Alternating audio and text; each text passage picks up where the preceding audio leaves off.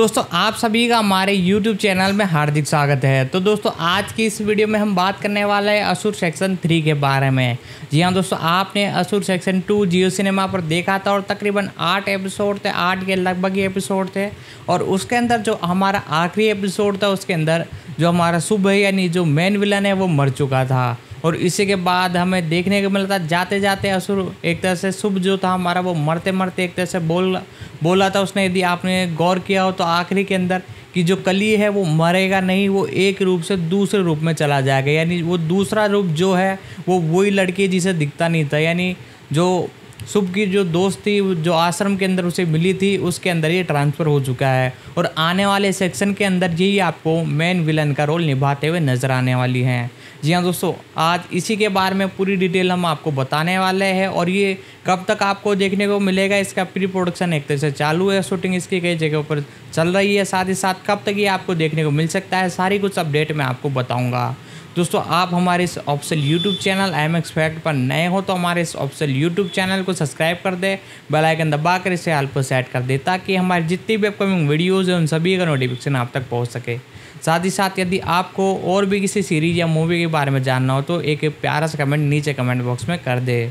तो दोस्तों असुर सेक्शन 3 के बारे में कुछ डिटेल है वो मैं आपको बताता हूँ। तो दोस्तों फाइनली आपने जियो सिनेमा पर असुर सीजन 2 के सभी एपिसोड देख लिए होंगे। सीजन 2 देखने के बाद पक्का आपके दिमाग में बहुत सारे सवाल उमड़ रहे होंगे।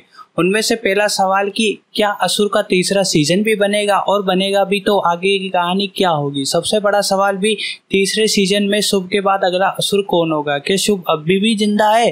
दोस्तों इन सब सवालों के जवाब हम इस वीडियो के जरिए स्टेप बाय स्टेप देने की कोशिश करेंगे। तो असुर 2 की एंडिंग में छुपे सबसे पहले सवाल का जवाब, जिससे हमें पता लगेगा कि असुर 3 अब आएगा। दोस्तों जैसा कि आप जानते हैं कि एंडिंग में पता चलता है कि आखिर असली असुर कौन है और उसका मकसद क्या था। माना कि एंडिंग में मेकर्स ने असुर से जुड़े कई सवालों के जवाब दिए हैं, लेकिन नए सवालों के साथ तीसरे सीजन के भी दरवाजे खोल दिए हैं। एंडिंग में आपने देखा होगा कि कैसे शुभ सुपरसोनिक बॉम्ब अटैक की तगड़ी प्लानिंग करके अनंत और अन्य लोगों को मारने की कोशिश करता है, लेकिन धनंजय राजपूत अपनी चालाकी से सबको बचा लेते हैं और शुभ पकड़ा जाता है। उसके बाद शुभ को जेल में डाल दिया जाता है। इस बीच निखिल नायर जेल में शुभ से मिलने के लिए जाते हैं और अपनी बेटी की मौत का बदला लेने के लिए उसे जेल में ही मार देते हैं। दूसरी तरफ धनंजय राजपूत वृंदा से मिलने जाते हैं, जिसने शुभ को पकड़ने में काफी मदद की थी, लेकिन वृंदा उस जगह पर नहीं मिलती। यानी कि डीजे के आने से पहले ही वृंदा वहां से जा चुकी थी। डीजे को वृंदा पर शक होता है और वो कमरे में छानबीन करने लगते हैं, जहां उन्हें ऐसे राज का पता चलता है जो कि तीसरे सीजन की तरफ इशारा करते हैं। मेकर ने जिस तरह से इस सीजन को खत्म किया है, जिससे यह पता चलता है कि अभी असली खेल होना बाकी है। यानी कि एंडिंग के हिसाब से असुर सीजन का आना तय है। क्या होगी असुर 3 की कहानी ये भी हम जानते हैं। मेकर द्वारा 2 की एंडिंग में छोड़े गए हिंट के अनुसार असुर इतनी आसानी से पीछा नहीं छोड़ने वाला। शुभ ने भी एक बार साफ साफ कहा था कि असुर अमर है, वो कभी मर नहीं सकता। इन सब बातों को ध्यान में रखते हुए हम सभी अपनी और फैंस की असुर 3 की अपडेट थ्योरी के अनुसार कहानी को आगे बढ़ाने की कोशिश करते हैं। देखिए कुछ लोगों का मानना है कि असली असुर कोई और नहीं बल्कि नुसरत और निखिल में से कोई एक है, लेकिन ये सवाल यह भी है कि अगर निखिल असुर है तो वह अपनी सगी बेटी को ही क्यों मारेगा। दूसरी तरफ नुसरत का भी किरदार काफी रहस्यमय हो सकता है, जो आगे चलकर नुसरत ही असुर निकले। कुछ लोगों का यह भी मानना है कि डीजे असली असुर है जो शुभ के प्रारंभ किए गए कार्य को आगे बढ़ाएगा, लेकिन इस बात पर मुझे बिल्कुल भी यकीन नहीं होता। अगर डीजे असुर होता तो वह शुभ को क्यों पकड़ता। हो सकता है कि इसमें डीजे की कोई चाल हो। फैंस की कुछ थ्योरी में यह भी सामने आया कि जो मर चुका है वह शुभ नहीं है बल्कि कोई और था, जिसमें असली शुभ ने अपने आप को मरा हुआ घोषित करने के लिए पुलिस के हवाले किया हो। ऐसा करने के पीछे शुभ का मकसद दुनिया में अब तक की सबसे बड़ी तबाही हो सकती है, जिसके लिए उसे काफी समय की जरूरत होगी। तीसरे सीजन में असली असुर कौन होगा ये हम जानते हैं। शुभ ने लास्ट में एक कहानी सुनाई थी जिसके हिसाब से कली के 2 सेनापति थे, कोका और विकोका। मुझे लगता है कि यदि यह दोनों कोई सेनापति कोई और नहीं बल्कि अनंत और वृंदा है, जो अगले सीजन की कहानी में मेजर रोल प्ले करते नजर आएंगे। मैं ऐसा इसलिए कह रहा हूं क्योंकि मैंने वृंदा और अनंत के किरदार को अच्छे से नोटिस किया है। दोनों का किरदार काफी रहस्यमय है, इनके पास में ज्यादा कुछ रिवील नहीं किया है। अनंत बिल्कुल शुभ की तरह ही बातें करता है, जो कि दर्शाता है है कि हो ना हो शुभ और अनंत आपस में कहीं ना कहीं कनेक्शन है। वृंदा की बातें करें तो आश्रम में वृंदा शुभ के साथ रहती थी और वृंदा को छोड़कर शुभ ने आश्रम में रहने वाली सभी लोगों को मार दिया था। इस बात से यह साबित होता है कि कहीं ना कहीं वृंदा भी शुभम का ही एक अंश है, जिसने शुभ ने आने वाली तबाही के लिए बचा कर रखा हो। दोस्तों, असुर एक दमदार कहानी है जिसे हर बार मेकर्स ने बड़ी खूबसूरती के साथ स्क्रीन पर पेश किया है। असुर में उनके काम को देखकर कहा जा सकता है कि असुर का तीसरा सीजन 2024 तक बनकर तैयार होगा। तो दोस्तों, अब तक हमने असुर सेक्शन 3 के बारे में जितनी कुछ डिटेल थी सारी की सारी मैंने आपको एक्सप्लेन की। साथ ही साथ अब दोस्तों असुर सेक्शन 2 के जितने भी एपिसोड है वो सारी के सारी मैं आपको एक्सप्लेन करने वाला हूँ। तकरीबन 8 से 10 एपिसोड है, सारे के सारे मैं आपको एक्सप्लेन करूँगा। उनके बारे में जितनी कुछ डिटेल है, प्री प्रोडक्शन, कास्टिंग, रिलीजिंग से रिलेटेड जितनी कुछ डिटेल है मैं आपको बताऊँगा।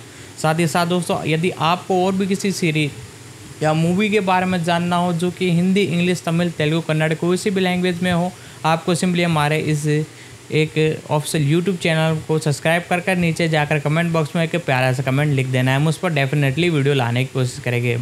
और दोस्तों, मैं आपको बता दूं कि जो हमारा जियो सिनेमा OTT प्लेटफॉर्म है उस पर हर सप्ताह कुछ ना कुछ नया आता रहता है और हमारे चैनल पर हम उनकी वीडियो लाते रहते हैं। तो दोस्तों, अब हम असुर सेक्शन 2 के बारे में जानते हैं और जितनी कुछ डिटेल होगी वो हम आपको बताते हैं। तो दोस्तों, अब हम बात कर लेते हैं इसके कास्ट की, इसके बारे में। असुर एक भारतीय हिंदी भाषा की मनोवैज्ञानिक थ्रिलर वेब सीरीज है जिसका पहला सीजन तनवीर बुकवाला द्वारा निर्मित है। इसे वोट पर प्रसारित किया गया था, जबकि दूसरा सीजन बॉम्बे फेबल, सेजल शाह, भावेश मंडालिया और गौरव शुक्ला द्वारा निर्मित है, जिसे जियो सिनेमा पर प्रसारित किया गया है। पहला सीजन 2 मार्च 2020 को और दूसरा सीजन 1 जून 2023 को रिलीज हुआ था। इसमें अनुप्रिया गोयनिका, रिया डोंगरा और अमेग बॉक के साथ अशरद वारसी और वरुण सोबती किरदार में हैं। पहले सीजन में सारिब हाशमी की मुख्य भूमिका थी, जबकि दूसरे सीजन में मियांग चांग और अभिषेक चौहान मुख्य कलाकार के रूप में शामिल हुए पृष्ठभूमि। ये कहानी forensic expert Nikhil, Varun Sobti, CBI officer Dhananjay Rajput, हजरत वारसी और एक ऐसा किरदार है जो खुद को असुर मान बैठा है। इस सीरीज में असुर एक ऐसा शख्स है जिसे प्रकृति का एक ऐसा वरदान है जिसमें वो किसी भी चीज़ को कुछ ही पलों में सीख सकता है और याद कर सकता है। वहीं निखिल और असर के बीच अपने काम के चलते कुछ दूरियां हैं। सीरीज में नुसरत रिदी डोंगरा भी एक फॉरेंसिक एक्सपर्ट के किरदार में है। असुर, जो कि भूतकाल में हुई कुछ घटनाओं के चलते निखिल और धनंजय से जुड़ा हुआ है, जिसे संपर्क करने की कोशिश करता है। यहाँ वो निखिल को अपना दोस्त समझता है और कहीं धनंजय को अपना दुश्मन। लेकिन खास बात है कि दोनों इस बात से अनजान है। ऐसे में असुर इन दोनों को अपने पास बुलाने का एक ऐसा प्लान बनाते हैं जिसमें सभी उलझ के रह जाते हैं। इसके पास शुरू होता है सीरियल किलिंग का खौफनाक सिलसिला। अभी एक सीरियल किलर कौन है और उसका कहानी में इन तीनों मुख्य जो किरदार है उनसे इनका क्या रिश्ता है, इसी के ऊपर वेब सीरीज पूरी आधारित है। अब इसके कलाकारों की बात कर ले तो हम धनंजय राजपूत जो कि डीजे है, अशरद वारसी के रूप में, निखिल नायर, वरुण सोबती है, टीन शुभ जोशी जो है, विशेष बंसल है, नैना नायर जो है, अनुप्रिया गोयनायक है, नुसरत सईद नुस जो है, रिद्धि डोंगरी है, लोलार दुबे है, शरीफ हाशमी के रूप में, रसूल शेख, बलबीर सुबीर, अमीर वाग है, शशांक अवस्थी जो है, पवन चोपड़ा है, केशर भारद्वाज, मुकुंद अग्निहोत्री, गौरव अरोड़ा है, शुभ जोशी अभिषेक चौहान के रूप में है, पाल है, मियांग चौंग है, ईशान चौधरी है, अदिति कलकुंटे है, रेना सिंह है, आनमंदी सुखविदर्शन, समर्थ आहूजा, निशंक वर्मा, आदित्य जालान, अचर्क छाबड़ा है, नीलकंठ जोशी, दीपक कांजीर है, शालीन अनुरिति झा है, जगदीश मुंडा जो है, अमित आनंद राउत है, वृंदा श्रीवास्तव, बरका विशिष्ट सेन गुप्ता है, मोक्ष है, आदित्य लाल, अंकित शर्मा है, बोदीप शर्मा के रूप में, रामचरण जोशी, जयंत रैना के रूप में, लोला की पत्नी है जो सुयना बेली है, साजिक शेख, जय जावेरी है, अनंत अथर्व विश्वकर्मा, मिशेल है, सुजान बर्नट के रूप में। और इसके बारे में आपको बता दें कि इसके जो लेखक हैं वो गौरव शुक्ला है, नीरेश भट्ट है, अभिजीत सुदान है, चिराग सालियान है, अभिषेक गर्ग है, निर्देशक जिसे बोलते हैं डायरेक्टर ओनी सेन है, सितारे अशरद वारसी, वरुण सोगती, गौरव अरोड़ा, अनुप्रिया गोखले, कृति जोंगरा, मेवांग, शरीफ हाशमी, मियां चोंग, अभिषेक चौहान। इसकी मूल भाषा हिंदी में। इसके 2 पार्ट आ चुके हैं, तीसरे का इंतजार है जो कि 2023 में कभी रिलीज होगा। इसकी जो प्रकरण है जिसे बोले तो एपिसोड प्रकरण जिसे एपिसोड बोलते हैं वो 16 है लगभग। इसके जो निर्माता है तनवीर बुकवाला सीजन 1 के हैं, जो दूसरे निर्माता है सीरियल शाह वो सीजन 2 के हैं। भावेश मंडालिया सीजन 2, गौरव शुक्ला सीजन 2। संपादक जिसे बोलते हैं शादाब खान है, चारू ठक्कर है, छायांकन जिसने किया है, सिनेमेटोग्राफी जिसे बोलते हैं सायक भट्टाचार्य ने। कैमरा सेटअप मल्टी कैमरा लगा है। इसकी प्रसारण अवधि 34 से 66 में। निर्माण कंपनी डिंग एंटरटेनमेंट है जो कि सीजन 1 थी। और इसका मूल चैनल जो वूट पे रिलीज हुआ था सीजन 1 में जियो सिनेमा के रूप में आया। भाई साहब जियो ने तो बोली मजे कर दिए हैं। जो है सीजन 2 में इसकी जो है HD TV 1080i है जो कि डॉल्बी डिजिटल है। जो सुनने में इसकी जो है डॉल्बी डिजिटल है। मूल प्रसारण हो रहा है। तो अब हम बात कर लेते हैं एक्टर्स और उनके बैकग्राउंड की। सबसे पहले हम बात करते हैं अशरद वारसी जो कि इसमें बढ़िया अच्छा सबसे लीड रोल निभा रहे हैं। अशरद वारसी, इनका जन्म हुआ था 19 अप्रैल 1968। ये हिंदी फिल्मों के एक अभिनेता हैं। इनके जीवन की बात करें तो ये मुस्लिम परिवार से आने वाले हैं। अशरद वारसी का जन्म 19 अप्रैल 1996 में 1961 में मुंबई को हुआ था। इन्होंने अपनी स्कूली शिक्षा बोर्डिंग स्कूल से पूरी भी। वह कम उम्र में ही अनाथ हो गए थे। उनके पिता की हड्डी के कैंसर से उनकी मृत्यु हो गई थी। उनकी माँ की भी 2 साल के भीतर ही मृत्यु हो गई। उनके पैसे की कमी कारण स्कूल छोड़ने को कहा गया। 17 साल की उम्र में अशरद ने अपनी बुनियादी जरूरतों को पूरा करने के लिए सौंदर्य प्रसाधन की वस्तुओं को बेचना शुरू किया। मतलब ब्यूटी प्रोडक्ट इन्होंने बेचना शुरू किया था। उन्होंने फोटो में भी काम किया। उनके नृत्य में रुचि विकसित की और अकबर सामान नृत्य समूह में शामिल हो गए। 1987 में उन्हें ठिकाना और काश फिल्मों के लिए कोरियोग्राफर के रूप में नियुक्त किया गया। मतलब है कि कोरियोग्राफर भी गए थे। दोस्तों ये चीज़ अशरद वारसी की अभी तक हमें पता ही नहीं थी कि कोरियोग्राफर भी थे। 1992 में अशरद ने लंदन वर्ल्ड डांस चैंपियनशिप पूरी की और डांस ग्रुप बनाने के साथ साथ अपना डांस एकेडमी बनाया। इसके बाद उन्होंने फिल्म में एक अभिनेता के तौर पर काम की शुरुआत की और वह आज अपनी मेहनत के दम पर एक सफल अभिनेता है। तो अशरद वारसी यार इतने मतलब मेरे को ये भी नहीं पता था कि यार ये एक डांसर भी होंगे। इन्होंने बल्कि लंदन में डांस चैंपियनशिप पूरी की और जीती भी और उसको डांस ग्रुप बनाने के साथ साथ एक डांस अकेडमी भी खोली यार। और अब इनकी व्यक्तिगत जीवन बताया। अशरद 10 अगस्त 2024 को मारिया से शादी की। वे 2 बच्चों के माता पिता हैं। इनकी सबसे पहली फिल्म की बात करें तो 1996 में तेरे मेरे सपने, उसमें बल्लू का रोल निभाया। बेताब 1997 बेताबी, 1986 दो अलमोन रतन, हीरो हिंदुस्तानी 1998 में, 1999 में त्रिशक्ति, होगी प्यार की जीत 1999 में, 2000 में घात, 2001 में जीतेंगे हम, 2001 मुझे मेरी बीवी से बचा और ओकी के रूप में निभाया। 2002 में जानी दुश्मन में अब्दुल का रोल निभाया। 2003 में करिश्मा और सबसे बढ़िया फेमस मूवी थी इनकी जिससे हम सर्किट के रूप में जानते हैं इन्हें, मुन्ना भाई MBBS। 2003 में पैसा भी होता है द्वितीय। 2004 हलचल, मैंने प्यार क्यों किया विक्की का रोल। 2005 वाइल्ड लाइफ होतोसी फकीरा BBS। 2005 सलाम नमस्ते। 2005 चॉकलेट। 2005 शहर SP अजय कुमार के रात में किसी से प्यार करो सिद्धार्थ, कुछ मीठा हो जाए। 2006 में काबुल एक्सप्रेस। 2006 गोलमाल है, उसमें भी काफ़ी फेमस रहे ये। एंथनी कौन है 2006 की। चंपक चौधरी, वापस हम रह गए लगे रहो मुन्ना भाई। 2023 में सर्किट वापस आ गए। 2007 में धमाल के साथ आदि का रोल निभाया। जब 200 कुछ सबसे फेमस इनकी मूवी थी मुन्ना भाई MBBS। फिर इनकी गोलमाल रही। उसके बाद इनसे पहले भी मुन्ना भाई MBBS तो थी। वाइल्ड लाइफ हो तो ऐसी, उसमें भी बहुत अच्छा रोल निभाया था इन्होंने। मतलब कुल मिला के यार इन्होंने खतरनाक रोल निभाया। धमाल आ गया, फिर इसमें धमाल में भी बहुत प्यारा रोल था और ये बहुत ही बढ़िया मूवी थी। जमानत 2007 में 2007 में वापस संडे की इन्होंने जिसमें बल्लू का रोल निभाया इन्होंने। 2008 में क्रेजी 4 राजा का, बब्बन हुसैन में क्रेजी 4 में ही इसकिया 2010 में इसके आती वो बब्बन हुसैन निभाया। 2011 में फालतू लिया, फालतू में इन्होंने आदि का रोल निभाया। डबल धमाल वापस आई, इन्होंने आदि का रोल किया। 2011 में लव ब्रेकअप जिंदगी स्पेशल अपीयरेंस, गजब अजब गजब प्रेम, वो की बहुत फेमस थी मूवी। जोली एलएलबी में भी जगदीश चाकी जोली का रोल निभाया भाई साहब।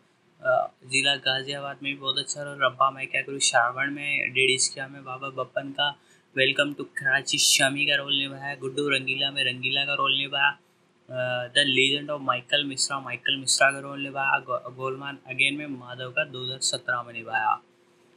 इसके बाद एक करंटली काम करते आ रहे हैं और इनका काम आपके सामने आ ही रहा है। सर्वश्रेष्ठ सहायक अभिनेता के इनमें इनको पुरस्कार मिला है भूमि मुन्ना भाई एमबीबीएस के लिए। इसके बाद बात करते हैं इसमें एक कैरेक्टर और है वरुण सोबती। वरुण सोबती के बारे में बात करें तो वरुण सोबती का जन्म 21 जून 1984 को सबसे पहले भारतीय टीवी फिल्म और फिल्म कलाकार और भारतीय टीवी फिल्म कलाकार में से एक है। इन्होंने अपने करियर की शुरुआत स्टार पर के टीवी सकला श्रद्धा से की थी। उनका पहला मुख्य किरदार बात हमारी पक्की है में था।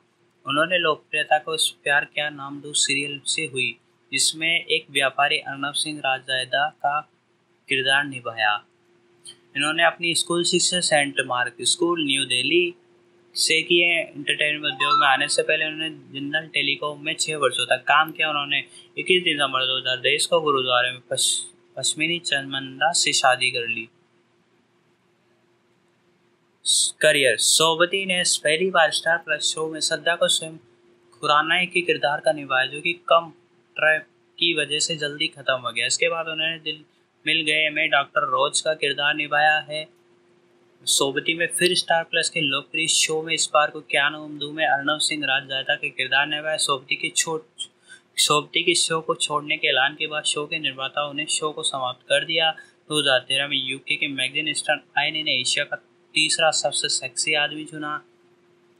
उन्होंने अपने बॉलीवुड करियर की शुरुआत में मैं और मिस्टर राइट के माध्यम से की थी, जो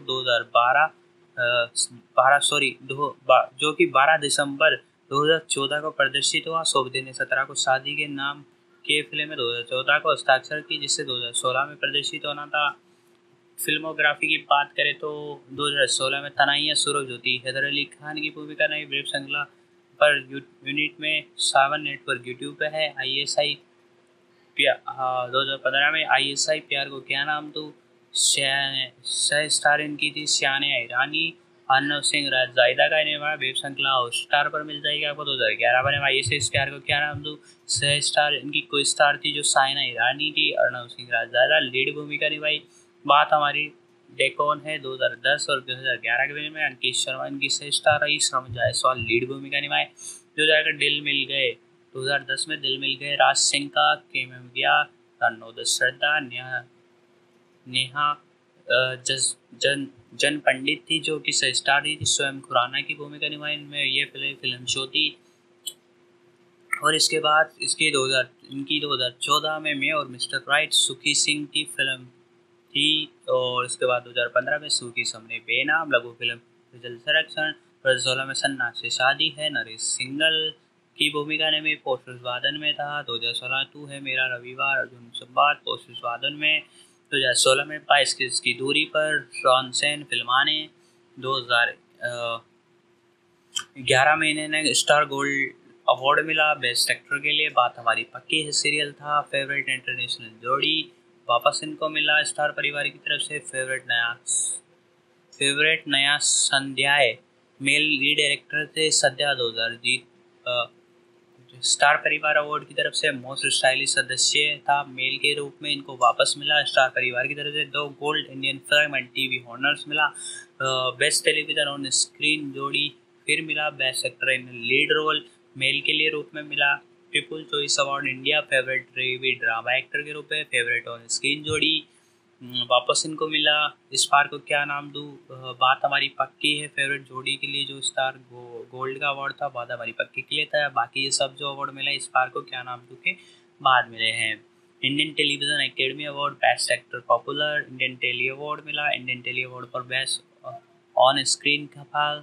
Indian tele award for best television personality of the year. Best iconic award इनको मिला 2015-16 में वापस। बेस्ट इंडियन एक्टर के मिला for his influence on social media के इन्फ्लुएंशन के कारण इनको मिला।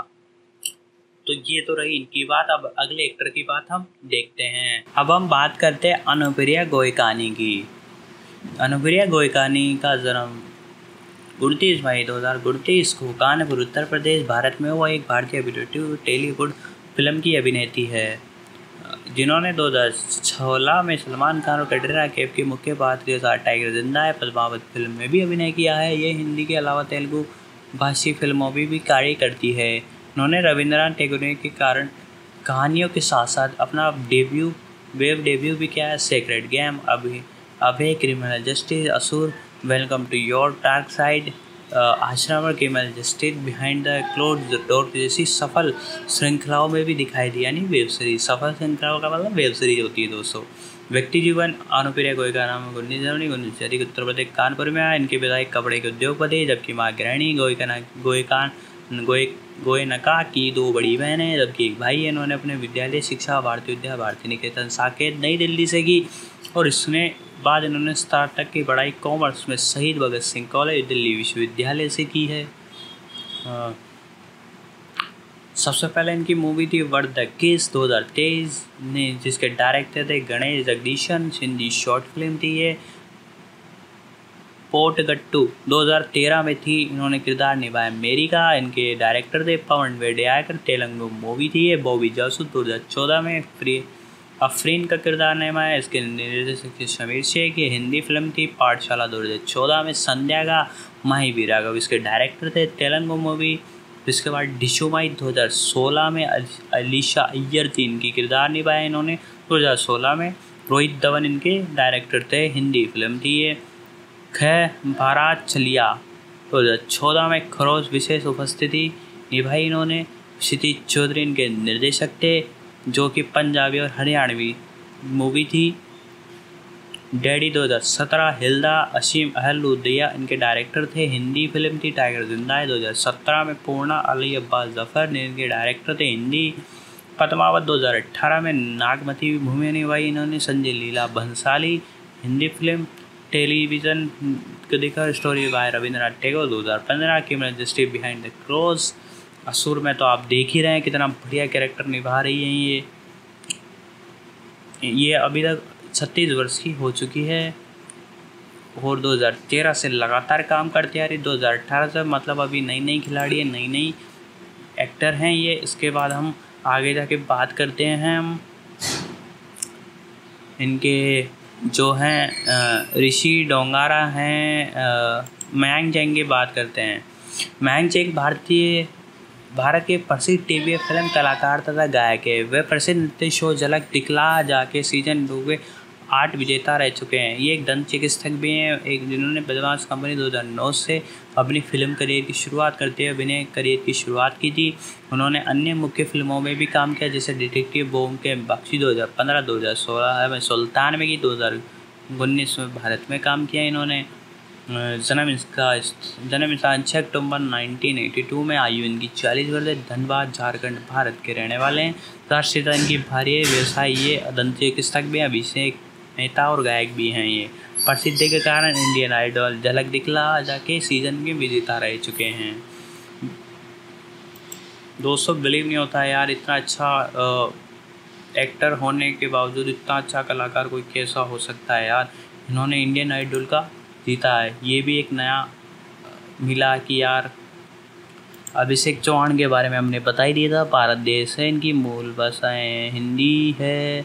अब हम बात करते हैं, एक वर्ड यूज़ हुआ था मल्टी कैमरा सेटअप। मैं आपको बता देता हूँ मल्टी कैमरा सेटअप क्या होता है।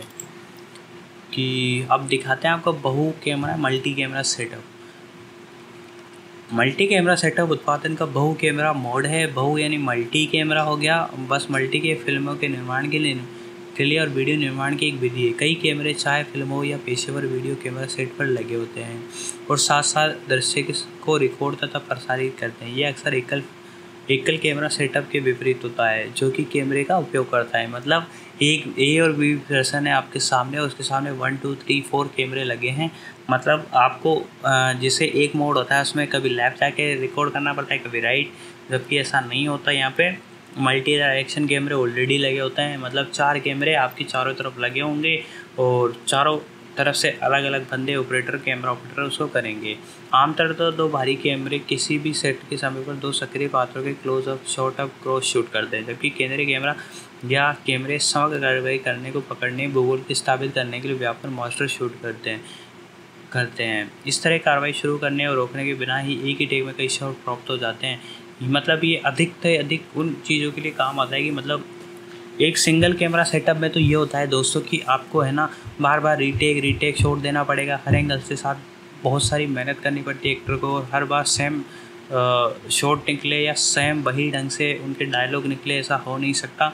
इसलिए बिना कोई परेशानी की एक ही टेक में कई शॉट प्राप्त हो जाते हैं। तो इसके लिए मल्टी सेट या उन कारीगरों के लिए अधिक कुशल हैं जिन्हें शूट किए जाने के बाद थोड़े समय के लिए दिखाया जाना है, क्योंकि यह फिल्म या वीडियो संपादन में लगने वाले समय को कम करता है। डेली शॉप ओपेरा जैसा अभिनय उच्च आउटपुट शो के लिए यह वासी आवश्यक है। संपादन समय बचाने के अलावा दर्शकों को कहीं भी अधिक तेज़ी से शूट किया जा सकता है, क्योंकि दर्शक फिर अलग कोण से शूट करने में उसी प्रकार के प्रकाश और वैकल्पिक कैमरों की शॉट कोणों के सेटअप की कोई आवश्यकता नहीं होती है। निरंतरता के मुद्दे को ट्रैक करने जटिलता को भी कम करता है और विभिन्न कोणों के दृश्यों को फिर से शूट करने पर उत्पन्न होते हैं। कमियों में एक कम अनुकूलित प्रकाश व्यवस्था भी शामिल है, जिसमें सभी कैमरों के कोणों के लिए एक समझौता प्रदान करने की आवश्यकता होती है। आवश्यक उपकरण के दृश्य पर रखने के लिए कम लचीलापन, जैसे माइक्रोफोन, बूम, लाइट, रिंग और इन्हें केवल एक कैमरे की कुशलता से छिपाया जा सकता है, लेकिन इन्हें स्थापित करना बड़ा ही कठिन होता है, क्योंकि बहु कैमरा सेटअप इस प्रकार निम्नतर हो जाता है। एक और कमी रिकॉर्डिंग क्षमता के उपयोग में, क्योंकि 4 कैमरा सेटअप एकल कैमरा सेटअप की तुलना में प्रत्येक 4 गुना अधिक फिल्म या डिजिटल स्टोरेज स्पेस का उपयोग करता है।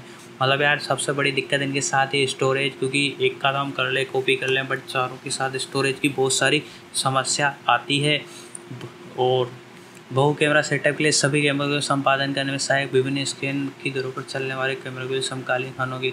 बट एक और दिक्कत है इसमें यार, एक कैमरा सेटअप लगाने में ही बड़ी दिक्कत होती है, पर यहाँ चारों को सेट करना पड़ता है। तो दूसरा एक ऐसे एंगल पे करना है कि जिससे दूसरा कैमरा भी छुपा रहे, तो इस तरीके से किया जाता है कैमरा सेटअप के बारे में। अब हमने बात कर ली, अब हम बात करते हैं डॉल्बी डिजिटल। डॉल्बी डिजिटल होता क्या है दोस्तों? डॉल्बी डिजिटल मैं बता देता हूँ आपको डॉल्बी डिजिटल क्या होता है। तो दोस्तों डॉल्बी डिजिटल मूल रूप से डॉल्बी S3 का पर्याय है, जो अब डॉल्बी लोरेटिस द्वारा विकसित ऑडियो कंप्रेशन तकनीकों का एक परिवार बन गया है। पूर्व 1995 तक डॉल्बी स्टोरेज डिजिटल का नाम दिया गया था। डॉल्बी D2H को छोड़कर संशोधित अंतसतत कोराइन ट्रांसफॉर्म MTT एल्गोरिथम के आधार पर ऑडियो संपीड़न हानिपूर्ण है। डॉल्बी डिजिटल का पहला प्रयोग सिनेमाघरों में 35 से डिजिटल ध्वनि प्रदान करना था। मिमी फ्रंट फिल्म ये अब तक टीवी प्रसारण उपग्रह के माध्यम से रेडियो प्रसारण, digital shooting, streaming, DVD, blu ray disc के और गेम कंसोल जैसे अनुप्रयोगों के लिए प्रयोग किया जाता है। Dolby S3 multi channel audio coding के नामांकन का एक प्रमुख आधार संशोधित संचरित कंसाइड ट्रांसफॉर्म MCD हानिपूर्ण ऑडियो संचार एल्गोरिदम, हानिपूर्ण ऑडियो संपीड़ित एल्गोरिथम है। अत्यंततः क्रोसाइन ट्रांसफॉर्म DCT एल्गोरिथम एक संशोधन है जिसमें पहली बार 1972 में नासिर अहमद द्वारा प्रस्तावित किया गया था और मूल रूप से छवि संपीड़न के लिए अभिप्रेत था। DCT को 1987 में सरे विश्वविद्यालय ने JP प्रिंसन, AW जॉनसन ने LBD ब्रिडिल द्वारा संशोधित असाइन क्रोसाइन ट्रांसफॉर्म MCDT के रूपांतरित किया गया था। डॉल्बी लैबोरेटरीज ने सिनेमा की ज़रूरतों के लिए AC3 ऑडियो का प्रभाव विकसित करने के लिए अवधारणात्मक कोडिंग सिद्धांतों के साथ MTD एल्गोरिथम को अनुकूल किया। AC3 प्रारूप को फरवरी 1999 में डॉल्बी डिजिटल नामक रूप से जारी किया गया। डॉल्बी डिजिटल रिलीज होने वाला सबसे पहला MTD आधारित ऑडियो संपीड़ित मानक था और इसके बाद सोनी के SRT 1992 MT नामक 3 मानक 1993 SSV जैसे करके पोर्टेबल उपयोग के लिए MCD आधारित ऑडियो संपादन मानकों का पालन किया। 1997 की ये बात है दोस्तों। ऑडियो को समझ आ गया। इसका जो अक्षमता थे डी से इनका आया स्थापना 1986 में हुई। ये डॉल्बी डिजिटल कंपनी की ऑडियो संपादन का प्रारूप और इसका स्थान USA संयुक्त राज्य अमेरिका जिसे बोलते हैं वहाँ से हुआ।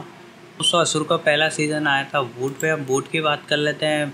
ये एक कोऑपरेटिव कंपनी है, इसका हेडक्वार्टर है मुंबई भारत में। इससे भी इसका जो वर्किंग कार्यालय है, मतलब जहाँ पे सर्विस प्रोवाइड कराती है भारत में यूनाइटेड किंगडम केवल वर्जिन मीडिया के आधार पर है, संयुक्त राज्य केवल स्लिंग टीवी के नाम से। उद्योग इनका मनोरंजन और प्रसारण करना, इनका स्ट्रीमिंग करना, उत्पादन स्ट्रीमिंग माध्यम, वीडियो ऑन डिमांड, डिजिटल वितरण सेवा इनकी है, फिल्म निर्माण, फिल्म उत्पादन, टेलीविज़न निर्माण है। स्वामी इसका है जो इनका ओनर है वाईकॉम एटी है। जालिस्तान आधिकारिक जालिस्तान है इनका। पंजीकरण ऐच्छिक है इनका। उपलब्ध है हिंदी, अंग्रेजी, तमिल, उर्दू, कॉमेडी, मराठी, तमिल, मलयालम, तेलुगु। और चालू ही 26 मार्च 2016 को 7 साल पहले, वर्तमान में करंटली वर्क कर रही है। तो दोस्तों अब तक हमने इस वीडियो के अंदर असुर सेक्शन 3 के बारे में बात कर ली। असुर सेक्शन 2 के तकरीबन 3, 4 या 5 एपिसोड एक्सप्लेन कर दिए हैं। साथ ही साथ 5वां एक तरह से चल रहा था, वो भी एंड होने वाला है। और उसके बाद हम एक तरह से एपिसोड होने के बाद सेक्शन 1 पर भी डिस्कशन करेंगे। और साथ ही साथ जियो सिनेमा या कोई सा भी OTT प्लेटफॉर्म हो, Jio cinema, Disney Hotstar, Apple plus या एक तरह से वूट या G5, इसी के साथ साथ इंटरनेशनल जो प्लेटफॉर्म है HBO, चाहे और कोई प्लेटफॉर्म हो, यानी HBO का जितना भी कंटेंट है वो आपको जियो सिनेमा पर देखने को मिल रहा है, वो भी हिंदी के अंदर। और हिंदी के साथ तकरीबन 7 लैंग्वेज है जिसके अंदर आपको ये सारा एक तरह से मसाला देखने को मिल रहा है। साथ ही साथ दोस्तों स्टेंज के साथ साथ और भी कई प्लेटफॉर्म है, MGM प्लस, कोई से भी OTT प्लेटफॉर्म की मूवी आपको एक्सप्लेन करनी हो या सीरीज एक्सप्लेन करनी हो, आप सिंपली प्यारा सा कमेंट हमारे कमेंट बॉक्स में लिख दे। सेक्शन हो तो सेक्शन लिख दे उसका, और साथ ही साथ एक तरह से जो एपिसोड आपको जानना हो वो भी लिख दे, या पूरी सीरीज़ जाननी हो तो पूरी सीरीज़ एक तरह से लिख दे, फुल सीरीज़, तो हम समझ जाएंगे और उस पर जल्दी वीडियो लाने की कोशिश करके। साथ ही साथ आज की इस वीडियो में हम बात कर रहे थे असुर के बारे में, और इसके सेक्शन एक तरह से 2 के भी तकरीबन सारे के सारे जो एपिसोड है वो कवर कर चुके थे। अब इसके जो कैरेक्टर है एक तरह से शुभ का जो रोल निभाने वाला जो लड़का है उसके बारे में भी सारे डिटेल मैं आपको बताने वाला हूँ। वीडियो को लाइक कर दे, चैनल पर नए हो तो चैनल को सब्सक्राइब कर दे। इसके बाद हम बात कर लेते हैं जियो सिनेमा की। जियो सिनेमा एक भारतीय subscription video on demand on over the tribe streaming सेवा है, जिसका स्वामी TV18 की सहायक कंपनी वाईकॉम एटी के पास है। 5 सितंबर 2016 को ये लॉन्च किया था। जियो सिनेमा में कंटेंट लाइब्रेरी में फिल्मों, television show, web series, streaming, गीत, वीडियो, चित्र और खेल शामिल है। सितंबर 2022 को जियो सिनेमा और वाईकॉम एटी के बीच विलय पूरा होने के बाद वाईकॉम ने अपनी सभी खेल सामग्री को वूट से जियो सिनेमा में स्थानांतरित कर दिया। वाईकॉम एटी थी जो आपको पता है अंबानी ने खरीद ली थी वूट से। जो वाईकॉम एटी वूट पे था, वूट डायरेक्ट जियो सिनेमा को दे दिया गया। इसके बाद में नेटवर्क का डिजिटल स्पोर्टिंग डेस्टिनेशन बन गया है, और मोबाइल ऐप एंड्रॉयड iOS के उपकरण में मतलब है। इंडियन पीपल IPL ने 2013 में खेल देखने के लिए वैश्विक रिकॉर्ड तोड़ दिया, जिन्हें समय पर 12 करोड़ से अधिक दर्शकों को प्राप्त करते हुए वैश्विक स्तर पर सबसे ज़्यादा देखने वाला डिजिटल कार्यक्रम बन गया था। ये तो भरा ही हो जियो अंबानी साहब की, जिन्होंने हमें फ्री दे दिया है। इनके सहायक कोऑपरेटिव हैं संस्थापक रिलायंस इंडस्ट्रीज, सेवियर संघ भारत है। इनके गणमान्य व्यक्ति मुकेश अंबानी, आकेश अंबानी हैं। इसके स्ट्रीमिंग, एंटरटेनमेंट, मास मीडिया इनका वर्क है, और सर्विस प्रोवाइड कराते हैं streaming media, video on demand, digital distribution, video streaming इनकी मेन करंटी है। स्वामी इनका अभी वाईकॉम एटी है, मादर कंपनी मतलब पेरेंट जो कंपनी है वाईकॉम इंडस्ट्री है। वीडियो ऑन डिमांड इस प्रकार एक OTT प्लेटफॉर्म है। ये पंजीकरण इनका ऑप्शनल है। हर 12 लैंग्वेज में बोले, तमिल, तेलुगु, भोजपुरी, कन्नड़, तमिल, अंग्रेजी, बंगाली, तेलुगु, मलयालम, मराठी, पंजाबी, ओडिशा, गुजराती। चालू हुई 5 सितंबर 2016 को, और करंटली ये वर्क कर रही। 6 साल पहले इसकी शुरुआत हुई थी। जियो सिनेमा को 2016 में जियो ने सार्वजनिक लॉन्च के साथ 5 सितंबर को लॉन्च किया था। जियो सिनेमा के में से है जो कि जियो के उपयोगकर्ता के लिए अन्य ऐप जियो सावन, जियो न्यूज़, जियो स्मार्ट, जियो मीट, जियो चैट, जियो टाल के साथ साथ विशेष रूप से प्रदान किए, जिनका स्वामी जियो प्लेटफॉर्म के पास ही। जियो सिनेमा का पहले Google play store, ISO app store की लुप्त था। हालांकि आधिकारिक लॉन्च के बाद उन्होंने जियो फोन टीवी पर एक बेस पर कारण भी लॉन्च किया। मतलब कुल मिला के 2000 पहले से सिर्फ जियो फोन के लिए अवेलेबल था, आज ये सबके लिए अवेलेबल है। 2022 में सीसी ने जियो सिनेमा को वाईकॉम एटी में विलय की मंजूरी दे दी थी। 2022 में जियो सिनेमा के सभी उपभोक्ताओं के लिए मुफ्त कर दिया गया, भले ही उनका नेटवर्क कुछ भी हो। 2022 में किया गया उन्होंने। 2022 में जियो सिनेमा ने भारत में 2022 के फीफा वर्ल्ड कप का आधिकारिक प्रसारक बन गया। टूर्नामेंट की शुरू में लाइव स्ट्रीम पर लाइक्स और ग्लिट्स के साथ ऐप की आलोचना मिली है। 2022 में जियो ने इंडियन प्रीमियर लीग मतलब IPL को डिजिटल अधिकार को 2027 के माध्यम से बहुवर्षीय सौदे के हिस्से के रूप में प्राप्त किया, जिसकी शुरुआत 2023 के संस्करण में जनवरी 2023 में नई महिला प्रीमियर लीग के डिजिटल अधिकार भी हासिल कर लिए हैं। 2023 में जो महिला IPL होगा उसके भी अधिकार अभी जियो ने कर लिए हैं। अब तक लोग पैसे लेते थे पर इन्होंने कुछ अच्छा किया है हमारे लिए, हमें फ्री में दिखा है बुलाओ अंबानी साहब जी का। इसके बाद हम बात करते हैं पिक्चर फॉर्म में HD TV 808i, इसके बारे में हम बात कर लेते हैं दोस्तों। ये क्या होता है? हाई डेफिनेशन टेलीविज़न फिल्म या उच्च अभिनेदन, हिंदी में बोल तो उच्च अभिनेदन टेलीविज़न लघु रूप HD TV एक डिजिटल टेलीविज़न प्रसारण प्रणाली जिसका हाई रेजोल्यूशन अन्य परंपरागत टेलीविज़न प्रणाली जैसे स्टैंडर्ड डेफिनेशन HD माना गया विभिन्न या SD TV से कहीं अधिक होता है। HD TV डिजिटल प्रसारित होता है जबकि पारंपरिक उपयोग एनालॉग प्रसारित हुआ करते थे। आज इसके लिए डिजिटल संकेत ही प्रयोग किए जाते हैं जिसमें डिजिटल वीडियो संपीड़न की कमतर स्तर तेरे दरंग वंचित होता है। हाई स्पीड डेफिनेशन में कम से कम 120 लाइनें होती है जिसमें 7.600 मेगापिक्सल होता है। इसमें अधिक 20 लाख से अधिक पिक्सल यानी कि चित्र बिंदु होते हैं। जो अधिक बिंदुओं का मतलब अधिक साफ बारीक तस्वीर। और HD TV 24/16/6 है वाले चौड़े स्क्रीन पर्दे वाला हाई डेफिनेशन पटल रेजुलेशन। अब देखा जाए तो 70p जिसे बोलते हैं 1280x720p, इसमें असल जो होती 786/432 होती है। 0.8 मेगापिक्सल होता है। ये 16/9 के फॉर्मेट में 4/3 का पिक्सल इसे बोलते हैं। 1/1 का पिक्सल आया, इसके बाद 1/1 का फिर आया VGX से 1080p 1080i है 270 16/9 1/1 का पिक्सल होता है। खास फिजिक कंप्यूटर रेजोल्यूशन ZXP के बहुत प्रवेश गैर स्तरीय पिक्सल वाले प्लाज्मा नेटवर्क रेजोल्यूशन होता है। ये बात कर लेते हैं सीजन 1 की कि इसमें क्या हुआ था, थोड़ा एक्सप्लेनेशन हम कर लेते हैं। The dead and can talk इसका फर्स्ट पार्ट है और ओनी सेन इनके डायरेक्टर है। गौरव शुक्ला रिटर्न बाय 2020 को ही था। तो चलिए हम इसके बारे में फॉरेंसिक विशेषज्ञ निखिल नायर फॉरेंसिक विज्ञान के शिक्षक है। वे अपनी पत्नी नैना और बेटा रिया के साथ रहते हैं। निखिल पढ़ाने से खुश रही थी। उन्हें CBI में बिताए अपने दिन याद आते हैं। निखिल को अज्ञात में से कुछ निर्देशांक प्राप्त होते हैं और फिर से CBI में अपने मित्र लोलक दुबे को भेज देता है। बाद में इन निर्देशकों पर सौंपाए जाते हैं। वे 5 साल के अंतराल के बाद केंद्रीय जांच ब्यूरो CBI में लौट आए, जिससे उन लोगों का सिलसिलेवार हत्यारों से जुड़ा मामला सौंपा गया जिनकी तर्जनी कटी हुई नवीनतम शिकार उसके पुराने गुरु शिक्षक धनंजय राजपूत DJ की पत्नी जिससे वह कुछ नैतिक मुद्दों के कारण अलग हो गया था। नवीनतम हत्या का संदेह खुद DJ पर है। इसके जस्ट बाद की बात करते हैं तो रैबिट होल था, इनके ओनी सैनी था। गौरव शुक्ला 2 मार्च को ही वापस ये रिलीज हुआ था। अब इसकी बात कर लेते हैं कि इसमें क्या हुआ था। निखिल और उसके साथी धनंजय राजपूत को पता चलता है कि हत्यारा उन लोगों को निशाना बना रहा है जिन पर बच्चों के खिलाफ अपराध का आरोप लगाया है। उन्हें यह भी पता चलता है कि हत्यारा एक अनुष्ठान का उपयोग कर रहा है जिसका वर्णन असुर संहिता नामक हिंदू ग्रंथ से लिया गया है। इसके बाद पीक ओ बो आता है जो इसका पार्ट है, उसकी बात कर लेते हैं। निखिल और DJ हत्यारे का ठिकाने का पता लगाते हैं और एक युवा लड़के को ढूंढते जिसका अपहरण कर लिया गया। इसके बाद इस बात से भी सबूत मिलते हैं कि हत्यारा लड़के की बलि देने के लिए योजना बना रहा है। कुल मिला के इसके जस्ट बाद एक हुआ था ऐश फ्रॉम द पास्ट। इसकी हम बात करते हैं। ओनी सैनी गौरव शुक्ला वापस वही उसी 2 मार्च को रिलीज हुआ है। निखिल और DJ हत्यारे के ठिकाने का पता लगाते हैं और एक युवा लड़के को ढूंढते हैं जिसका अपहरण कर लिया था। इसके उन्हें इस बात से भी सबूत मिला था, ये तो बताया ही था ये आपको कि उन्हें सेक्रीफाई बॉय उनको इसका मिलता है। डेविल हैज़ अ फेस है जो इसकी बात कर लेते हैं अब अपन उसके नेक्स्ट वाले की। निखिल और DJ हत्यारे का ठिकाना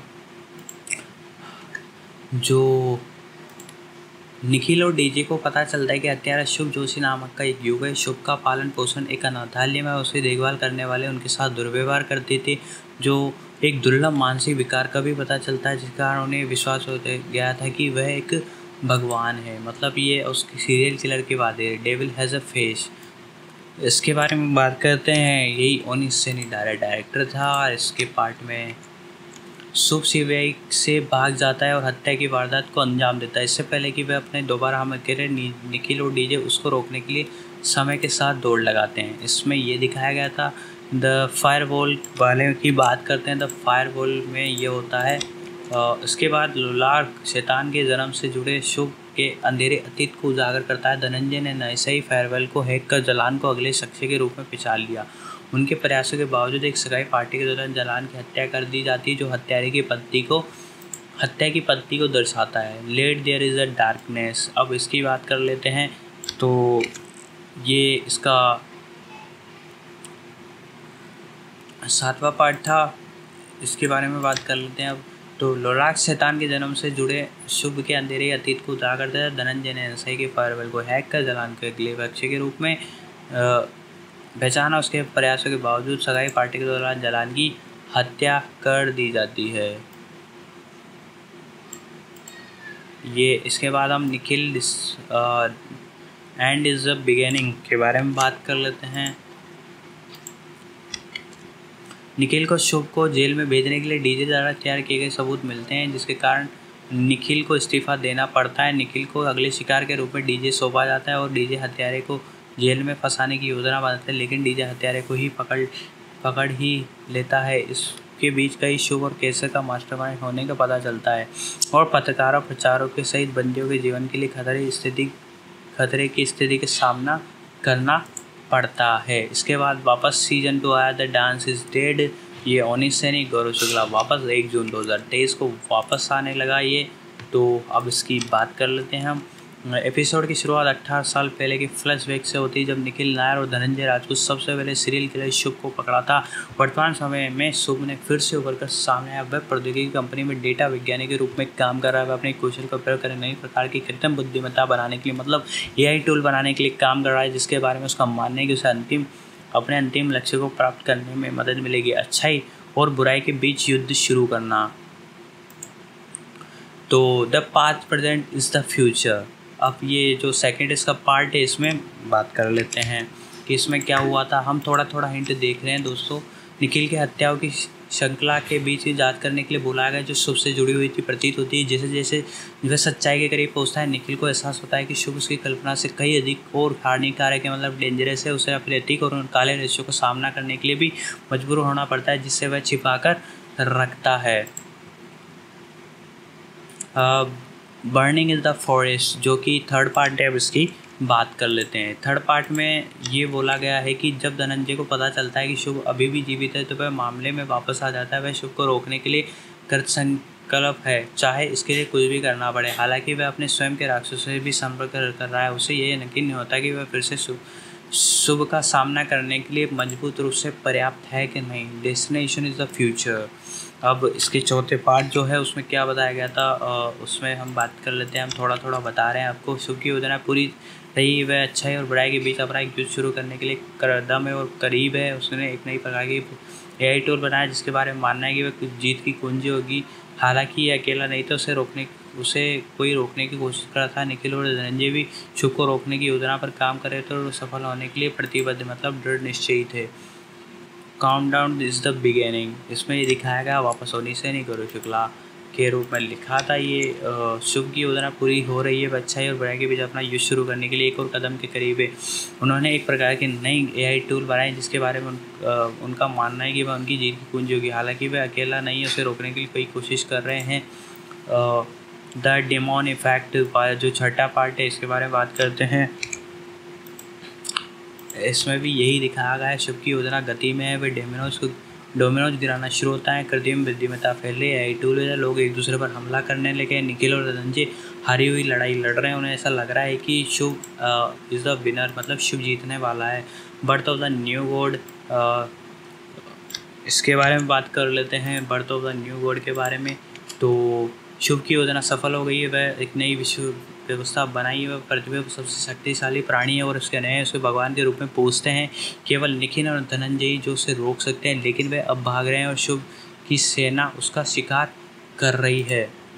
द गॉड्स डायलेमा, वापस सोनी सैनी और ये बनाया था 1 जून 2022 को। एक साथ ये लॉन्च हुई दोस्तों। निखिल और धनंजय ने आखिरकार शिव को रोकने का एक और तरीका ढूंढ लिया, लेकिन उससे इसकी बड़ी कीमत चुकानी पड़ती है। उन्होंने ऐसा विकल्प चुना कि जो दुनिया के भाग्य को निर्धारित करेगा। अब जो रिसेप्शन है इसकी बात कर लेते हैं हम। जो सीजन 1 में दिखाया गया था,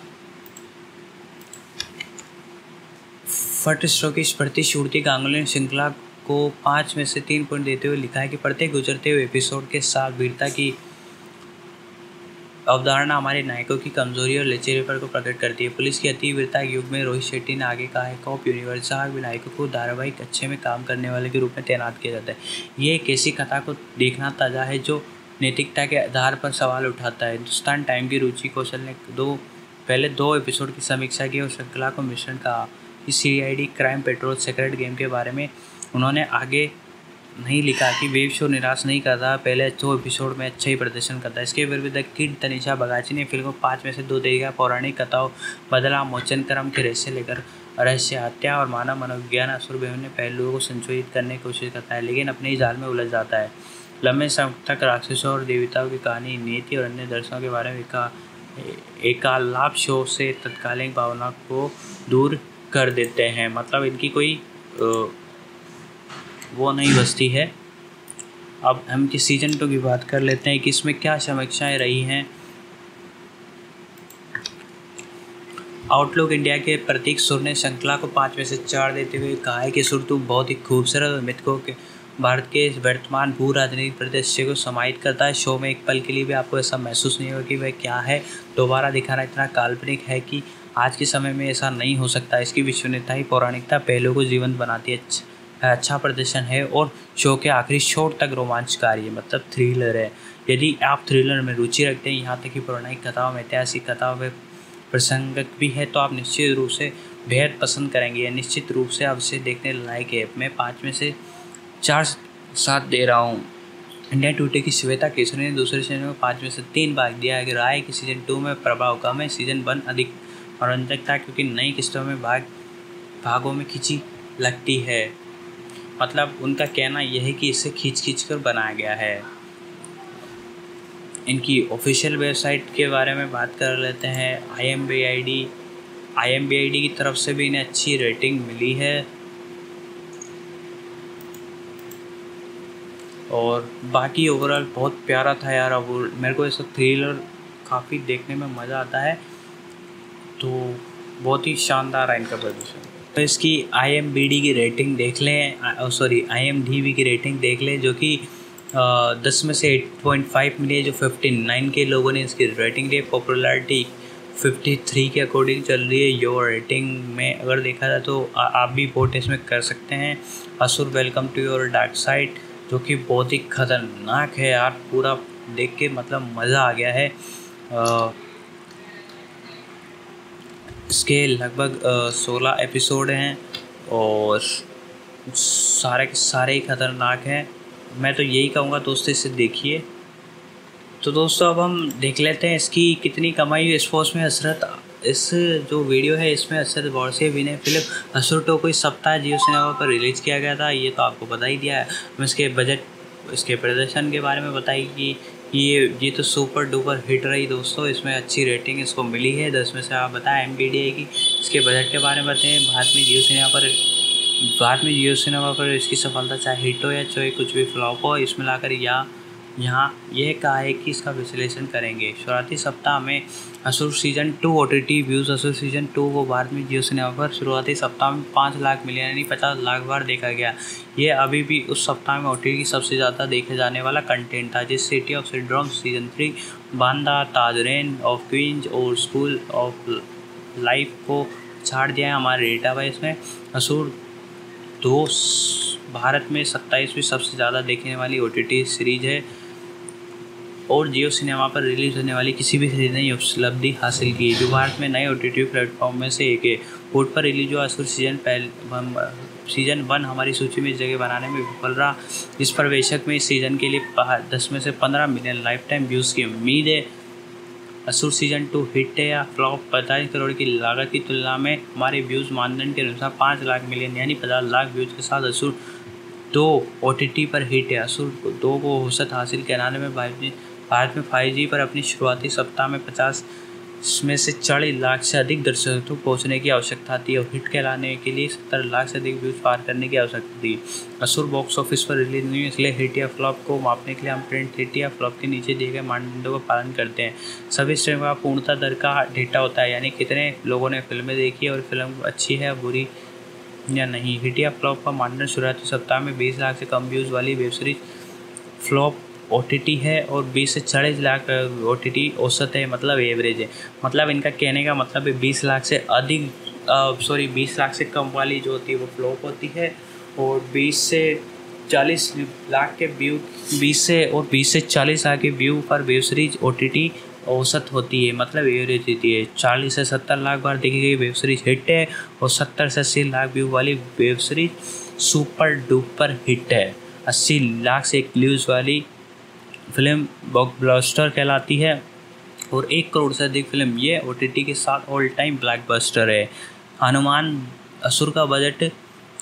है कि असुर का बजट स्टार वेतन सहित 40 करोड़ था। असुर 2 को OTT पर कहाँ देखा? असुर 2 को जियो सिनेमा पर देखा जाता है। भारत सबसे ज़्यादा देखी जाने वाली वेब सीरीज OTT प्लेटफॉर्म है। बात कर ले, अब आपने ये तो जान ही लिया है कि यार कौन सी वेब सीरीज कितने पर और कब हिट होती है, तो इसके बाद और वेब सीरीज़ की तुलना से कंपेयर कर लेते हैं कि किसने कितने पैसे कमाए हैं और कौन सी हिट रही है, कौन सी सुपर डुपर हिट रही है। तो चलिए इसकी सिमिलर की बात करें तो आश्रम सीजन 3 जो भी रिसेंटली रिलीज़ हुई थी, जो 12.4 मिलियन व्यू है, 30 लाइफ टाइम व्यू इसके इंडिया में देखा जाए तो जो मैं पहले बताया था ओपनिंग वीकेंड व्यू थे 12.14 मिलियन व्यू थे और लाइफ टाइम व्यू जो अभी करंटली हैं 34.4 मिलियन व्यू है। MX प्लेयर पे आई। कॉफ़ी विद करण सीजन 7 इसका जो एपिसोड था 12 मिलियन व्यू है, 32.2 मिलियन व्यू है, जो कि डिज्नी प्लस पे हॉटस्टार पे थी।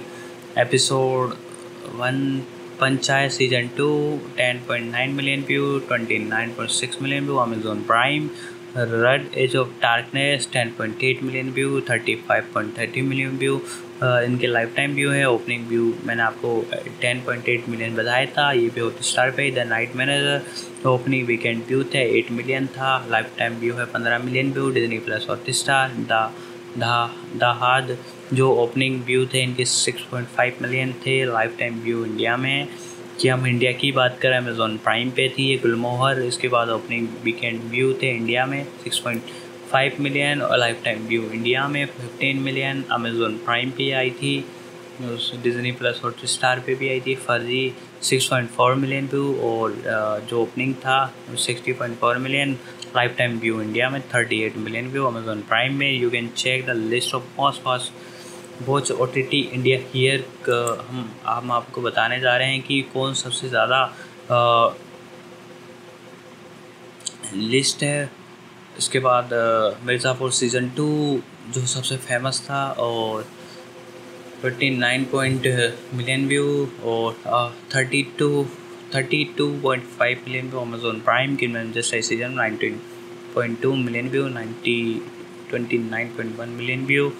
बहुत सारे हैं यार, इतने सारे मतलब कि आपको बताने में। और अब गोविंदा OTT मूवी की बात कर लें, टॉप 10 OTT मूवी 2022 से 23 तक में गोविंदा मेरा नाम 8.2 million views, Disney plus Hotstar. कठपुतली 8 million view, Disney plus Hotstar. Darling 6.7 million view Netflix पे। गहरियान 6.2 million view Amazon prime. फ्रीडे 6.1 million view, Disney plus Hotstar. Babli bouncer 5.5 million view, Disney plus Hotstar. The good lucky जारी 4.9 million view, Disney plus Hotstar.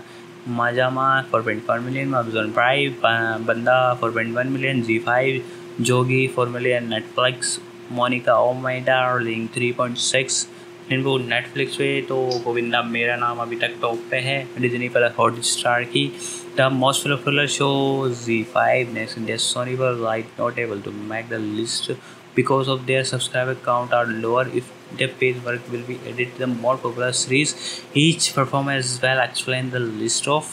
दोस्तों अब आपको बताते हैं कि upcoming movie कौन सी है और बॉलीवुड रिलीज़ 2023 में जो 1920 जो हॉरर ऑफ द हार्ट है, जो पुरानी 1920 मूवी थी, उसके बाद है जून 2023 को रिलीज़ होने वाली है, यानी कि कल ही।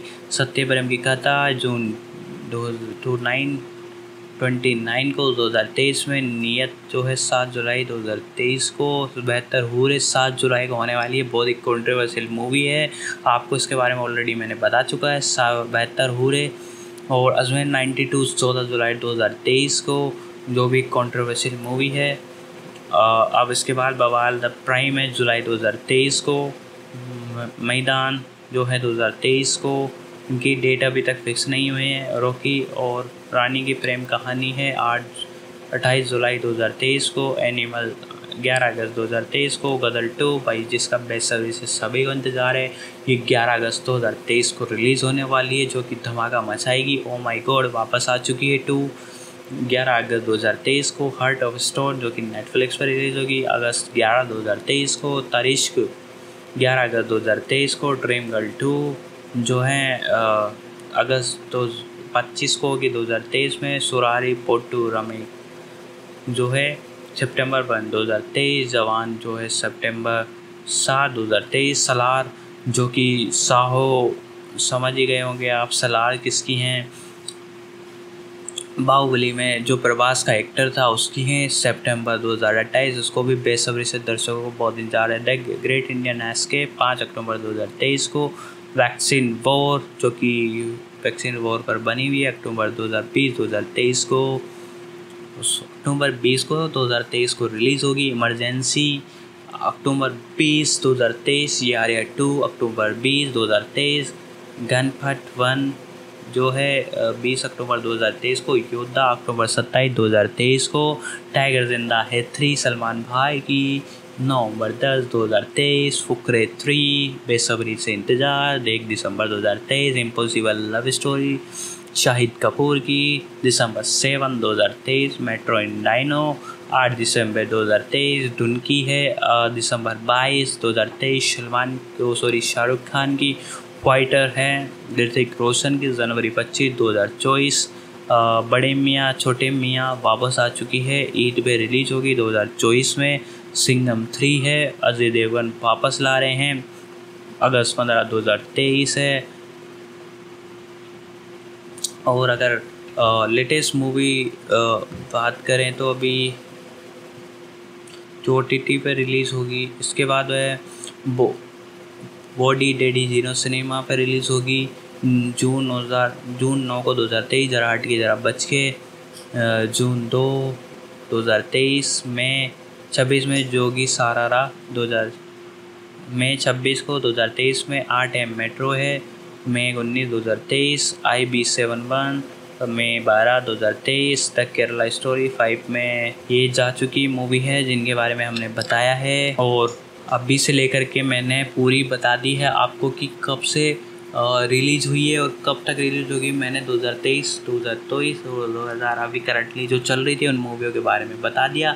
यदि आपको कोई रिव्यू चाहिए या किसी पर एक्सप्लेनेशन चाहिए या फिर आपको चाहिए कि कौन सी मूवी कब रिलीज़ होगी इसका पता करना है, तो हमें कमेंट बॉक्स में लिख दीजिए। हम कमेंट बॉक्स देखते रहते हैं, रोज़ हमारी टीम उससे देखती है और आपके सवालों का जवाब ज़रूर देती है।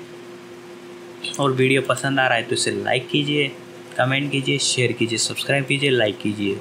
अब बात कर लेते हैं इनके सिनेमेटोग्राफर कौन है। इनके सिनेमेटोग्राफी में सहक भट्टाचार्य, एडिटर है इनके शादाब खान, चारू ठक्कर है। कैमरा सेटअप आपको बता दिया। Running time 34 to 66 minute. डेंग एंटरटेनमेंट कंपनी सीज़न 1 है। Original network board Jio cinema आपको पता ही था, सब कुछ आपको बता ही दिया है।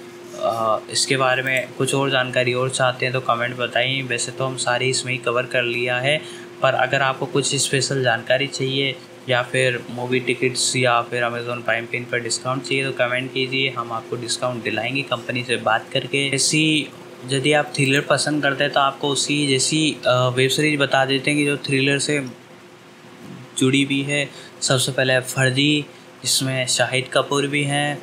और about the show, Farzi is a crime thriller that follows the story of an artist called Sunny, how the magazine to create and release the perfect fact currency notes into the market have to friend Firoz, मतलब इसमें इसकी IMDb rating है Amazon Prime पे आपको मिलेगी 10 में से 8.4 है। शाहिद कपूर स्टारेड है, विजय सेतुपति अदर है। सीजन 1 है, इसका एपिसोड 8 है। Running time 50 minute and 1 hour. Language इसकी हिंदी है। सेक्रेड गेम, ये भी बहुत फेमस है। स्ट्रीमिंग नेटफ्लिक्स इंडिया पे आपको देखने मिलेगी। इसके 8.5 है। 10 में से स्टारिंग सैफ अली खान है, नवाजुद्दीन सिद्दीकी है, अदर है। सीजन 2 आ चुके हैं, इसके एपिसोड 16 है। रनिंग टाइम 50 मिनट है। इसकी लैंग्वेज हिंदी है। The family man thriller movie है और बहुत प्यारी है। अमेजोन प्राइम वीडियो पे मिलेगी। 10 में से 8/7 है। मनोज वाइजे पे, शरीफ हाशमी है एंड अदर्स है। सीजन 2 है। 45 मिनट। लैंग्वेज हिंदी है। ब्रीथ है इसमें। About the show the cover is a talented but unconventional crime and bench officer piece technology seamless unregulated dates and identify unlikely suspect रेमनी। अमेजोन प्राइम पे मिलेगी। IMDb की rating है 10/8.3 है। स्टारिंग R माधवन है, अमित शाह है, अदर्स है। सीजन 1 है, एपिसोड 8 है। इसका रनिंग टाइम 45 है। लैंग्वेज हिंदी है।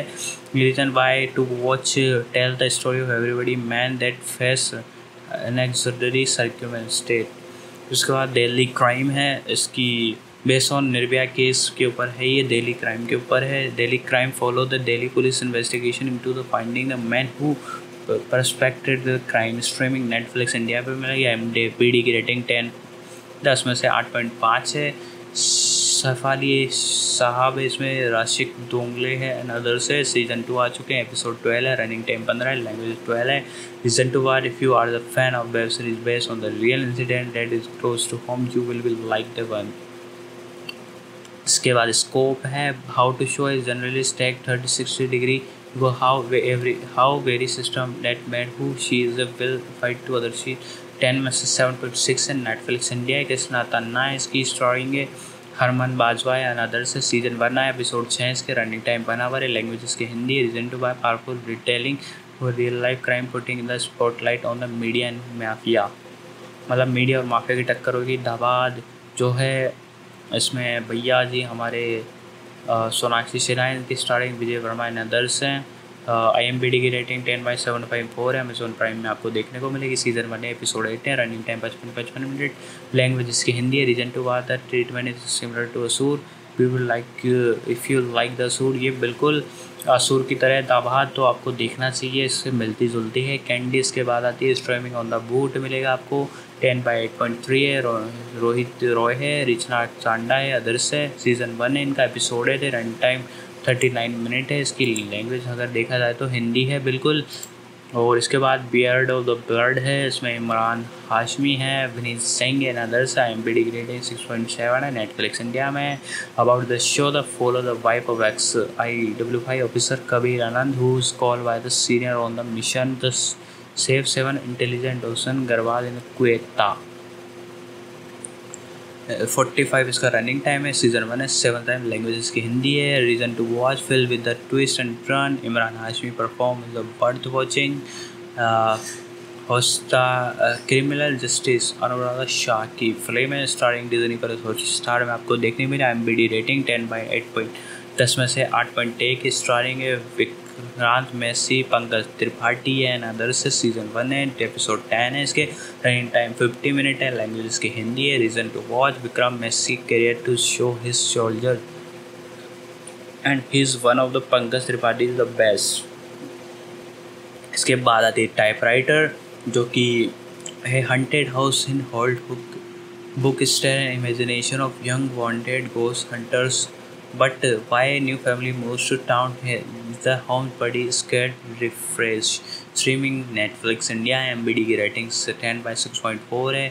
अरन शर्मा है, ऐशी मालवी अदर्स है। एपिसोड 1 है, एपिसोड सीजन 1 है, एपिसोड इसके 5 है। 10.8 मिनट। लैंग्वेज इसकी India. Reason to war they are the lost of suspense of moment as well as the fighting the bloody scenes that result is that. Matsya Kaand इसके बुक पर है ये भाई साहब। इसकी 10 में से 8.8 की रेटिंग है। स्ट्रीमिंग इसकी MX प्लेयर पे है। रवि दुबे, माधुरी मित्तल एंड अदर्स। सीजन 1 है, एपिसोड में। रनिंग टाइम इसका 30 मिनट है। लैंग्वेज इसकी हिंदी है। Reason to war the plot is a back to back climatic sequence भाई साहब बहुत खतरनाक मूवी, स्पेशली मैं कहना चाहूँगा मत्स्य कांड, इसको देवे या दावाद देखें आप। अगर असुर लाइक करते हैं तो आप reason to bad the plot is back to back cinematic sequence, so there are the 12 thriller web series that you will love to if you killed watching the Asur season 1 season. How you have already watched, which one is the next track you are doing, but please let me know the comments section below.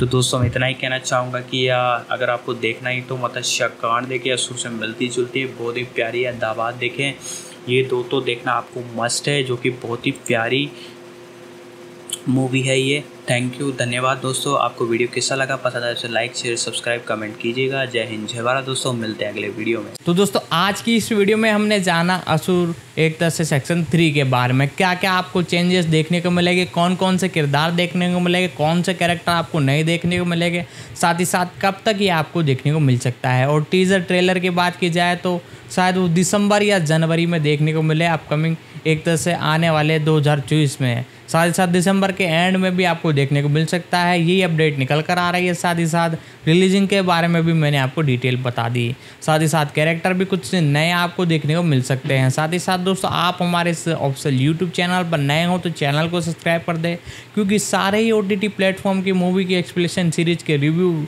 और A to Z जितनी भी detail होती है सारी की सारी हमारे channel पर हम प्रोवाइड कराते हैं।